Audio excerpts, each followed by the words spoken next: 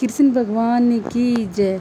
आषाढ़ माह के कृष्ण पक्ष की योगिनी एकादशी महात्म।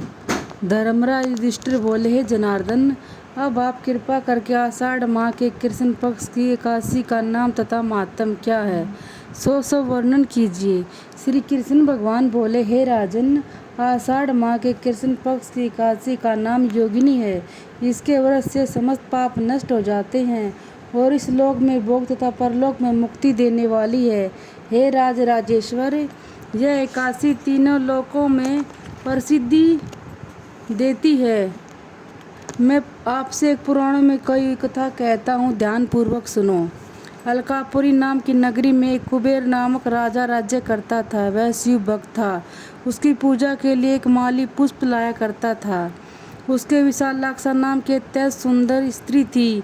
एक दिन वह मानसरोवर से पुष्प ले आया, परंतु कामासक्त होने के कारण फूलों को रखकर स्त्री के साथ रमण करने लगा और दोपहर तक न आया। जब राजा कुबेर को उसकी राह देखते देखते दोपहर हो गई तो उसने क्रोधपूर्वक अपने सेवकों को आज्ञा दी कि तुम लोग जाकर हेमाली का पता लगाओ कि वह अभी तक फूल लेकर क्यों नहीं आया है। जब यक्षों ने उसका पता लगा लिया तो वे कुबेर के पास आकर कहने लगे, हे राजन, वह माली अभी तक अपनी स्त्री के साथ रमण कर रहा है। यक्षों की इस बात को सुनकर कुबेर ने हेमाली को बुलाने की आज्ञा दी।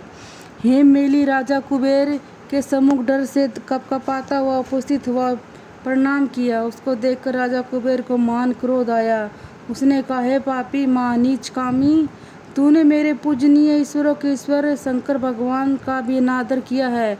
इससे मैं तुम्हें श्राप देता हूँ कि तू स्त्री का वियोग भोगेगा और मृत्युलोक में जाकर कोढ़ी होगा।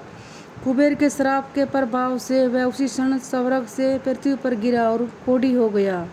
उसकी स्त्री भी उसी समय अंतर्ध्यान हो गई। मृत्युलोक में जाकर उसने महान दुख भोगे, परंतु शिव की भक्ति के प्रभाव से उसकी बुद्धि मलिन न हुई। वह हिमालय पर्वत की ओर चल दिया।